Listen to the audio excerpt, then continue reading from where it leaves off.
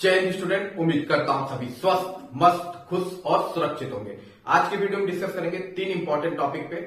मुख्य सेविका को लेकर काफी क्वेश्चंस मुझसे पूछे गए हैं, उस पर एक एक क्वेश्चन का मैं रिस्पांस दूंगा कि क्या जाएगी, क्या बीएससी वाले एक्सेप्ट किए जाएंगे, एग्जामिनेशन में क्या कट ऑफ हो सकती है, सब पर अपडेट लेंगे। इसके अलावा लेखपाल में कितने बच्चों को थर्ड लिस्ट में बुलाया जाएगा, क्या उसकी फाइनल कट ऑफ में चेंजिंग आ सकती है, इस पर भी अपडेट लेंगे। इसके अलावा वीडियो री एग्जाम से भी कुछ अपडेट आ रही है, उस पर भी अपडेट लेंगे। उससे पहले चैनल पे जो नए हैं चैनल को लाइक और सब्सक्राइब जरूर करें और इंस्टाग्राम पे मुझको फॉलो जरूर करें। चलिए चलते हैं वीडियो की ओर। तो सबसे पहले बात कर लेते हैं हम वीडियो री एग्जाम को लेके। तो वीडियो री एग्जाम से देखिए एक खबर ये आ रही है कि इसका रिजल्ट में भी हो सकता है आपका दिसंबर लास्ट वीक या जनवरी में डीबी का रिजल्ट आपको देखने को मिल जाएगा। ठीक है, 2-4 दिन इधर उधर हो सकते हैं क्योंकि लेखपाल भर्ती पहले करानी, उन्हें पूरा करना है, जनवरी तक उन्हें ज्वाइनिंग देनी है, उसी ज्वाइनिंग पे दिखाना है कि इतने बच्चों को हमने नौकरी दे दी, उस पर फोटो भी खिंचाया जाएगा। तो इस वजह से जो वीडियो का एग्जाम है उसका डीबी रिजल्ट हो सकता है 2-4 दिन इधर उधर हो जाए, लेकिन ज्यादातर उम्मीद यही है कि दिसंबर लास्ट वीक और जनवरी फर्स्ट वीक तक आपको ये रिजल्ट देखने को बिल्कुल मिल जाएगा। ठीक है, और वो इसमें लगभग जो बच्चे कॉलिंग में डीबी में बुलाए जाएंगे वो लगभग 3000 के आसपास, 3000 से 4000 के आसपास बच्चों को डीबी में बुलाया जा सकता है, 3 से 4000 के आसपास बच्चों को। ठीक है, और जो आपका फाइनल रिजल्ट है वो में भी हो सकता है कि चुनाव तक पूरा हो जाए या चुनाव के बाद हो सकता है आपको ज्वाइनिंग मिले, क्योंकि ज्वाइनिंग में थोड़े प्रोसेस किए जाते हैं, तो इस वजह से हो सकता है ज्वाइनिंग थोड़ा डिले हो जाए। पर उम्मीद यही है कि चुनाव तक आपका कार्य हो जाए, क्योंकि देखिए चुनाव से पहले की ये भर्ती है। ठीक, ज्वाइनिंग वो करा नहीं सकते, अगर वो फाइनल रिजल्ट दे देंगे और आचार संहिता लग जाएगी तो ज्वाइनिंग नहीं हो सकेगी। लेकिन कार्य अगर ये कहे कि रुक जाएगा आचार संहिता लगने के बाद, तो ये नहीं रुकेगा, क्योंकि ये भर्ती पुरानी है, ये उस समय की भर्ती नहीं है। जो नई भर्ती होती या उसको अनाउंस करके एग्जाम कराना होता तो उस पर रोक लग सकती थी, पर इस पर नहीं लगेगी। हाँ, लेकिन इसकी ज्वाइनिंग हो सकता है रोक दे आचार संहिता की वजह से। और अगर उससे पहले हो गई, बच्चे मेहनत कंटिन्यूअस कर ही रहे हैं, जा रहे हैं, और अगर पहले हो गई तो बहुत अच्छी बात है कि चुनाव से पहले हो गई, क्योंकि अगर चुनाव के बाद की अगर ज्वाइनिंग की भी बात करें तो फिर बहुत लटका देगा। आप इसका एग्जांपल देख सकते हैं, लोअर पीसीएस 2019 की भर्ती को कितना लटका दिया। एक बार चुनाव तक तो फाइनल रिजल्ट उसने कर दिया था, लेकिन उसके बाद ज्वाइनिंग उन्होंने कितनी लटकाई। आप लोअर पीसीएस का अगर कोई कैंडिडेट आपका दोस्त हो तो उससे पूछेगा, तो बिल्कुल वैसा ही हो जाएगा वीडियो री एग्जाम के साथ भी, अगर ये चुनाव से पहले पूरी नहीं होती है। ठीक है, तो फाइनल रिजल्ट मैंने आपको बता दिया। इसके अलावा दूसरी बड़ी इंपॉर्टेंट भर्ती है एएसओ की भर्ती। देखिए इसके बच्चे कॉन्टिन्यूअस आयोग पर धरना दे रहे हैं, लेकिन यहाँ पे क्या है ना, यहाँ पे आपका रिजल्ट भी आयोग की तरफ से तो ये कहना है कि हम रिजल्ट तैयार करके बैठे हैं, लेकिन इसकी एक कमेटी बनाई गई थी, क्योंकि इसमें एक इशू था डिग्री और डिप्लोमा को लेके। तो डिग्री और डिप्लोमा का इशू था, जिसे कमेटी को रिपोर्ट सबमिट करनी थी आयोग को, जो अभी तक उन्होंने नहीं की है। तो आयोग यही कह रहा है कि जब कमेटी रिपोर्ट सबमिट कर देगी तो रिजल्ट हमारा तैयार है, हम रिजल्ट तुरंत डिक्लेयर कर देंगे आपका। तो टोटल आपकी भर्ती लटकी हुई है कमेटी रिपोर्ट पे। जिस दिन कमेटी रिपोर्ट आपका आयोग को भेज देती है तो आयोग अपना रिजल्ट डिक्लेयर कर देगा। अभी एक बहाना है या बात है जो भी है, लेकिन कमेटी रिपोर्ट पर ही आपका रिजल्ट लटका हुआ है ओवरऑल। अब हम बात कर लेते हैं तीसरी बड़ी भर्ती को लेके, तो वो है आपकी लेखपाल की भर्ती लेके। ठीक है, लेखपाल का थर्ड लिस्ट जारी होने वाला है, और लगभग कितने बच्चे आपको लगता है कि इन होंगे या कितने बच्चों को डीबी पे कॉलिंग की जाएगी? तो लेखपाल थर्ड लिस्ट में मैं जहां तक जान रहा हूं 2000 के आसपास बच्चों को मौका मिल सकता है, 2000 के आसपास बच्चों को। उसका रीजन है कि देखिए जब भी हम कट ऑफ में नीचे ऊपर मतलब नीचे की ओर जाते हैं, कि जैसे मान लीजिए 75 पे अगर 500 बच्चे हैं तो 74.50 पे आपके 1000 बच्चे होंगे, और 74 पे 2000 बच्चे हो सकते हैं। ठीक है, तो अगर 2000 बच्चे होंगे, ठीक, क्योंकि जितनी कट ऑफ कम होती जाएगी बच्चों की संख्या इंक्रीज होती जाती है, ये बात हमेशा याद रखिएगा। तो यहाँ पे जितनी कट ऑफ डाउन जाएगी तो आपकी संख्या बढ़ेगी। तो हो सकता है, काफी लोग का कहना है 1 नंबर कम हो जाएगा लगभग डीवी की कट ऑफ पे, पर मुझे जहां तक है कि डीवी की कट ऑफ में कोई खास फर्क नहीं आने वाला है, क्योंकि जितने बच्चे इन हो रहे हैं मुझे लगता है उतने बच्चे आउट भी हो जाएंगे। क्योंकि सब लोग कह रहे हैं कि सर 2.50 मार्क्स लगभग बढ़ जा रहा है, तो कैसे लोग आउट हो जाएंगे? तो 2.50 मार्क्स बहुत लोग का नहीं बढ़ रहा है, बहुत लोग का 1.25 मार्क्स घट भी रहा है। अब बहुत लोग जो सोलर के प्रश्नों में करेक्ट आंसर किए थे उनको तो कोई नंबर ही नहीं मिल रहा है भैया, क्योंकि उनका नंबर ऑलरेडी जुड़ा हुआ है, उनको तो कोई नंबर या बेनिफिट ही नहीं मिल रहा है। तो कुछ को तो मान लीजिए 0.25 का फायदा हो रहा है, कुछ को 0.50 का फायदा हो रहा है, कुछ को 1.25 का फायदा हो रहा है, या उतने का नुकसान हो रहा है, या कुछ को 2.50 का फायदा भी हो रहा हो सकता है 2.50 का नुकसान भी हो रहा हो, 2.50 का नहीं लेकिन 1.25 का तो नुकसान हो ही रहा होगा। ठीक है, तो ये ऐसा नहीं है कि बहुत से बच्चे इन होंगे और आउट नहीं होंगे, तो बहुत से बच्चे आउट भी होंगे। ठीक है, ये हमेशा याद रखिएगा। और जो इसकी फाइनल कट ऑफ है वो मैं बता दे रहा हूं आपको। देखिए, जो अनरिजर्व कैटेगरी के लेखपाल की फाइनल कट ऑफ जा सकती है, तो मुझे जहां तक लग रहा है 79.25 से 79.50 के आसपास ये कट ऑफ देखने को आपको मिल सकती है। हो सकता है घट भी सकती है, मैं बढ़ा के देख रहा हूं। ठीक है, घटना है तब तो बेनिफिट ही होता है, लेकिन बढ़ा के देखना चाहिए ना। कट ऑफ अगर कम हो रही है तो प्लस पॉइंट है, लेकिन बढ़ेगी तो कितना बढ़ सकती है उस पर हम बात कर लेते हैं। तो 79.50 तक जा सकती है। ईडब्ल्यूएस के ये कट ऑफ जो है 79 के आसपास आपको देखने को मिलेगी। ओबीसी में जो है ना, अदर बैकवर्ड क्लास, क्योंकि ईडब्ल्यूएस और ओबीसी में ही सबसे ज्यादा कंपटीशन है, तो यहाँ ये कट ऑफ 78.75 के आसपास आपको देखने को मिलेगी।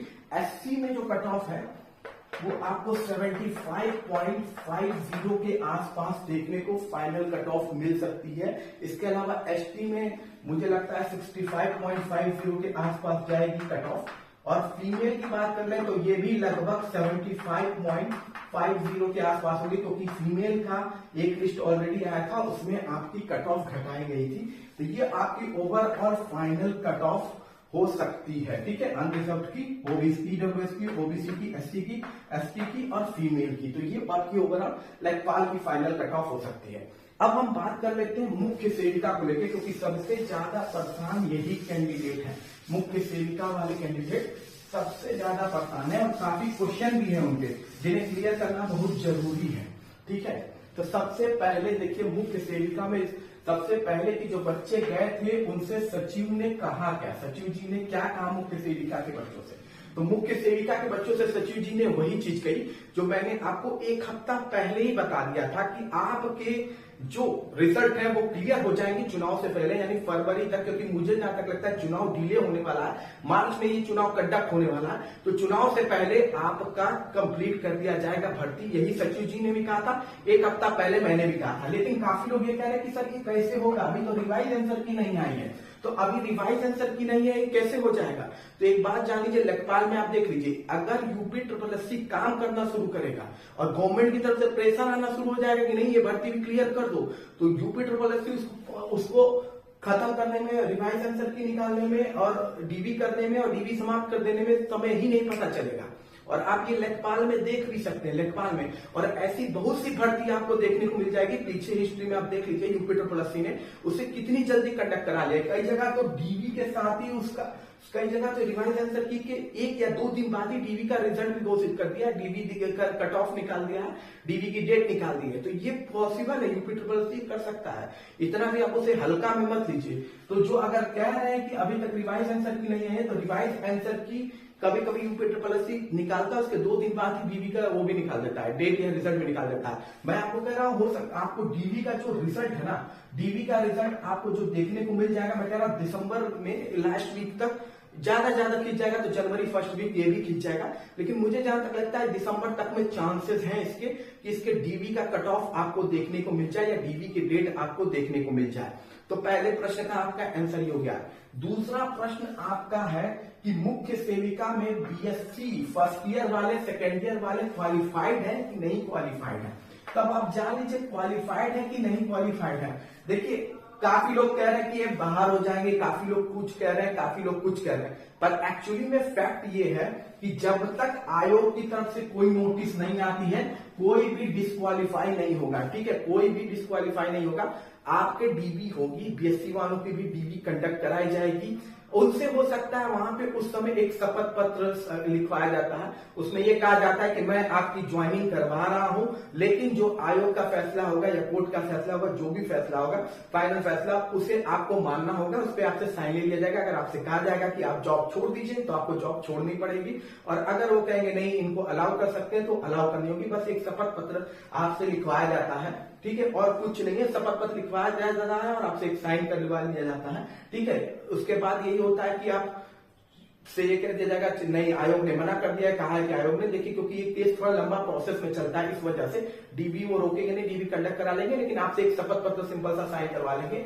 तो आप जितने लोग कह रहे हैं कि निकाल दिए जाएंगे, डिस्क्वालीफाई हो जाएंगे, जब तक आयोग नहीं कोई नोटिस जारी करता है कोई भी डिस्क्वालीफाइड नहीं होता है। तो फर्जी बातों में आने की जरूरत नहीं है। अब इंपॉर्टेंट ये है कि रिवाइज आंसर की में देरी क्यों हुई। सबसे पहले बता दूं कि टोटल आपके क्वेश्चन 2 शिफ्ट में 200 क्वेश्चन कंडक्ट कराए गए थे, जिसमें से लगभग 90 क्वेश्चन के आसपास या 91 क्वेश्चन के आसपास चैलेंज किया गया है। तो ये एक अच्छा खासा अमाउंट है। चैलेंज किया जाने का मतलब ये नहीं है कि सारे क्वेश्चन सही होंगे या आयोग सारे क्वेश्चन सही मान लेगा, ठीक है। तो क्वेश्चन बहुत वीडियो री एग्जाम में भी किए गए थे, लेकिन चैलेंज को मैक्सिमम से आयोग ने 3 क्वेश्चन या 2 से 3 क्वेश्चन या 3 से 4 क्वेश्चन को ही सही माना था। 90 से 95 आयोग में वीडियो री एग्जामिनेशन में भी ऐसा किया गया था, पर ऐसा कोई बेनिफिट नहीं मिला। तो जरूरी नहीं है कितने क्वेश्चन किए गए हैं, लेकिन आयोग को इन क्वेश्चन को रिव्यू करना पड़ता है। तो वो किए हैं अच्छे खासे अमाउंट में, आपने क्वेश्चन चैलेंज किए 200 में, ठीक ठाक नियर अबाउट 50% के आसपास आपने क्वेश्चन तो चैलेंज कर ही दिया था। तो आयोग ने उस पर थोड़ा है। दूसरा, लेखपाल की वजह से देरी हुई, क्योंकि लेखपाल में सडनली सुप्रीम कोर्ट ने एक फैसला लिया है और पूरा मैच ही बदल गया। तो आयोग का जो काम अभी चल रहा था, अचानक से आयोग पे प्रेशर तो था लेखपाल रिजल्ट को देने का, सडनली ये चेंजिंग की वजह से आयोग का काम बढ़ गया, जिसकी वजह से और भी है। तो मुझे जहां तक लगता है कि रिवाइज आंसर की जल्दी आपको देखने को मिलेगी। एग्जैक्ट डेट बोलना सही नहीं है, लेकिन वो रिवाइज आंसर की आज भी अपलोड कर सकता है, या इस हफ्ते भी कर सकता है, या 14 दिन बाद भी कर सकता है। लेकिन जहां तक है मुझे लगता है कि जल्द से जल्दी आपको ये खुशखबरी मिलने वाली है, ठीक है। तो लगभग इतने क्वेश्चन आप लोगों ने चैलेंज किया है। अब इसमें से कितने क्वेश्चन चेंज हो सकते हैं, तो जहां तक लगता है कि देखिए मुझे लगता है 2 से 3 क्वेश्चन में ही मैक्सिमम अंतर आपको देखने को मिलेगा, इससे ज्यादा कुछ फर्क नहीं देखने को मिलेगा।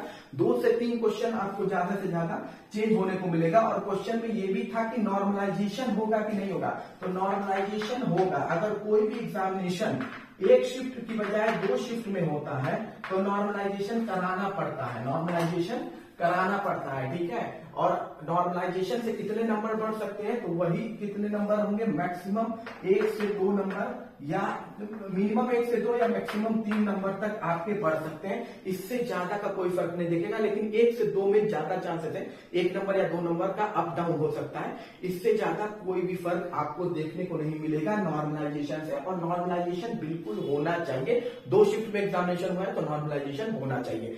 फिर क्वेश्चन अब सबसे इंपॉर्टेंट ये है, कट ऑफ को लेके सबसे ज्यादा इस समय हल्ला हुआ है सडनली। अब ये हल्ला हुआ क्यों है, जैसे मान लीजिए कि मैं एक मुख्य सेविका का कैंडिडेट हूं, मैं गया एग्जाम देके बाहर आया, मुझसे यूट्यूबर्स ने पूछा भैया बाबू का कैसन गया पेपर, हमने क्या बस 90 क्वेश्चन तो कर ले बाड़ी, ज्यादा से ज्यादा 10 क्वेश्चन गलत हुई, 80 से पैबे करब, तो बस यही ज्यादातर बच्चे निकलने के बाद। अभी उन्होंने आंसर की से मिलाया भी नहीं है, फिर भी वो हो गया, बोल दिया। अब ये हो गया एनालिसिस की लगभग 45% बच्चों ने ये कहा कि 80 क्वेश्चन उनके सही हो रहे हैं, 70 क्वेश्चन सही हो रहे हैं, तो इससे लोगों ने कट ऑफ बना दिया।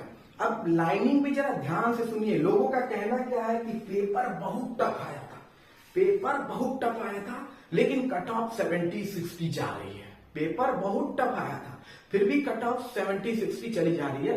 अब दोनों लाइन में कोई समानता है, एक तरफ कह रहे पेपर टफ भी आया था, एक तरफ कह रहे 60 प्लस कट ऑफ चली जाएगी, 60 प्लस डीबी की कट ऑफ चली जाएगी। आप जरा सोचिए, ओबीसी की 60 प्लस डीबी की कट ऑफ अगर जा रही है, 60% कट ऑफ जा रही है, तो ओबीसी की फाइनल कट ऑफ 65 के आसपास होगी, 65 हो सकती है 66 के आसपास, इतनी कट ऑफ होगी। अब 65 से 66 तब होगी जब 70 प्लस वाले बच्चों का अमाउंट अच्छा खासा होगा। 65 से 70 के बीच में लगभग जो बच्चे होंगे, अगर मान लीजिए 10,000 बच्चों को कॉलिंग किया जाएगा ना, तो 10,000 बच्चों को कॉलिंग किया, लगभग 8 से 9,000 बच्चों को कॉलिंग पे करेंगे, 4 गुना 5 गुना तो बुलाएंगे लगभग 10,000 बच्चों को। तो मान लीजिए 9,000 बच्चों को भी ये कॉलिंग करते हैं, तो 9,000 बच्चों में ओबीसी की कट ऑफ 60 है, तो जरा सोचिए कि 60 है तो ये मिनिमम कट ऑफ हो गई ना, तो मैक्सिमम कितनी चली जाएगी, मतलब उसमें कितने 70 प्लस वाले तो आसमान छुए बच्चे होंगे, मतलब कि 70 प्लस पाए, यानी कि मुख्य सेविका का पेपर टफ भी आया था और उसमें 70 प्लस वालों की संख्या भी इतनी ज्यादा है। बात को समझ रहा है, कि 9,000 बच्चों में अगर ओबीसी 60+ कट ऑफ में जा रहा है, अनरिजर्व 60+ कट ऑफ में जा रहा है, तो फाइनल कट ऑफ 66 होगी। फाइनल कट ऑफ तो 66 होगी ना, क्योंकि 9,000 तो आयोग ने एक्स्ट्रा बुलाया ना, 5 गुना बच्चों को एक्स्ट्रा उन्होंने बुलाया पोस्ट से, तो 5 गुना बच्चे एक्स्ट्रा बुलाने पे कट ऑफ 60 है। तो सोचिए 70+ वाले कितने ज्यादा बच्चे होंगे। क्या इतना आसान पेपर आया था? जब इतना आसान पेपर आया था क्या मुख्य सेविका का? अगर आया था तो बिल्कुल कमेंट करके बताइएगा कि मैं गलत हूं कि लोग गलत हैं, या जो भी है आप जो कह रहे हैं 60+ वाला जो भी कह रहे हैं, मैं कह नहीं रहा हूं कोई गलत है या नहीं है, लेकिन एक कॉमन सेंस वाली बात है। अगर मैथ आती होगी तो आपको बात समझ में आ गई होगी। मैं कह रहा हूं कि अनरिजर्व कैटेगरी का जो कट ऑफ रहेगा, अनरिजर्व कैटेगरी का जो कट ऑफ रहेगा वो आपका लगभग 55 के आसपास रहेगा। डीबी का कट ऑफ इससे ज्यादा नहीं भागेगा। देख लीजिएगा, भाग गया तो 1 नंबर भाग जाएगा, और यह हो सकता है 1 नंबर घटिए जाए, इससे ज्यादा नहीं भागेगा। भैया आप डीबी में 9,000 के आसपास बच्चों को तो लगभग बुलाएंगे ही, 4 गुना 5 गुना बच्चों को तो लगभग बुलाएंगे ही। हाँ, 2,693 पद है तो लगभग 4 गुना बच्चों को तो बुलाएंगे ही, और 4 गुना बच्चे बुला रहे, लगभग 9,000 बच्चों में ही कट ऑफ आपने डीबी का 60 कर रखा है। ये पॉसिबल है तब जब आप कह रहे हैं कि पेपर बहुत टफ आया था, और नो डाउट पेपर बहुत टफ आया था, और रिवाइज आंसर की आप मिला के देख लिए तो बहुत लोग जो 90-80 पे थे उस समय वो सट हो गए थे, लेकिन कट ऑफ वहीं के हिसाब से बन रही है। ठीक, तो यूआर कैटेगरी में और ओबीसी कैटेगरी में लगभग, जो यूआर कैटेगरी ओबीसी कैटेगरी में कुछ खास फर्क नहीं दिखता है। डीबी में 53 में बता रहा हूँ, 54 भी हो सकता है, 53 से 54 के बीच में ओबीसी भी रह सकते हैं, और ईडब्ल्यूएस भी लगभग वही 52 से 53 के बीच में हो सकते हैं, या हो सकता है इन तीनों की कट ऑफ सेम कर दी जाए। ये तीनों की कट ऑफ मैक्सिमम कंडीशन में यूपी SSSC डीबी में सेम कर देता है, तो हो सकता है यूआर का 55 से 54 हो जाए, ओबीसी भी 54 हो जाए, ईडब्ल्यूएस भी 54 हो जाए, या हो सकता है यूआर 53 हो जाए, ओबीसी भी 53 हो जाए, ईडब्ल्यूएस भी 53 हो जाए। लेकिन जो मैं कट ऑफ बता रहा हूं यूआर कैटेगरी के लिए 55, ओबीसी के लिए 53 से 54, ठीक, ईडब्ल्यूएस के लिए 52 से 53, ठीक, ईडब्ल्यूएस के लिए 52 से 53, एससी के लिए जो शेड्यूल कास्ट है उसके लिए 46 के आसपास, 46, 47, और एसटी के लिए शेड्यूल ट्राइब के लिए लगभग कट ऑफ 40। इससे ज्यादा नहीं जाने वाला है आपका कट ऑफ। ठीक है, थोड़ा बढ़ सकता है तो 1 नंबर बढ़ सकता है, 2 नंबर का तो फर्क नहीं आएगा, क्योंकि मैंने जो लेखपाल में डीबी में बताया था बिल्कुल वही कट ऑफ गया था। एससी का कट ऑफ थोड़ा सा अप हुआ था, क्योंकि एससी इतनी अच्छी परफॉर्मेंस नहीं दी लेखपाल में, एससी कैटेगरी में, तो थोड़ा सा कट ऑफ वो हुआ था, उसका रीजन भी था। देखिए, कंपटीशन ज्यादातर किसी भी टाइम में एग्जामिनेशन में इन्हीं 2 कैटेगरी में होता है, ओबीसी और ईडब्ल्यूएस में। यही 2 कैटेगरी में आप उठा के यूपी SSSC के देख लीजिए, जब से लगे हुए यही 2 कैटेगरी में सबसे ज्यादा बच्चों को बुलाया जाता है, कंपटीशन होता है। और ये जो कैटेगरी होती है अनरिजर्व, ये बड़ी इंपॉर्टेंट कैटेगरी है, क्योंकि यहाँ जितने बच्चे कम होंगे, यहाँ जितने बच्चे कम होते जाएंगे, जितने बच्चे स्किप करेंगे, मान लीजिए डीबी स्किप करने का आपको कहेंगे तो वो इन चलाया जाएगा, इस पर भी डीबी स्किप पर भी, लेकिन यहाँ जितने बच्चे छोड़ेंगे उतना बेनिफिट इन 2 कैटेगरी को तो होगा, ओबीसी और ईडब्ल्यूएस को, क्योंकि इसके तब हाईएस्ट मार्क्स वाले बच्चे यूआर में भागेंगे, और उसकी वजह से ओबीसी और ईडब्ल्यूएस का कट ऑफ और नीचे भागेगा। तो डीबी स्किप भी बहुत इंपॉर्टेंट रोल प्ले कर सकता है, लेकिन जो मैं डीबी का कट ऑफ बोल रहा हूं आपसे, इससे ज्यादा नहीं जाने वाला है, और इसका रीजन मैंने बता दिया आपको कि क्यों नहीं जा सकता है। ठीक है, बाकी कोई क्वेश्चन होगा तो कमेंट में जरूर पूछिएगा। बाकी किसी भी अपडेट के लिए चैनल को लाइक और सब्सक्राइब जरूर कीजिएगा। मिलते हैं अगली वीडियो में। जय हिंद, जय भारत।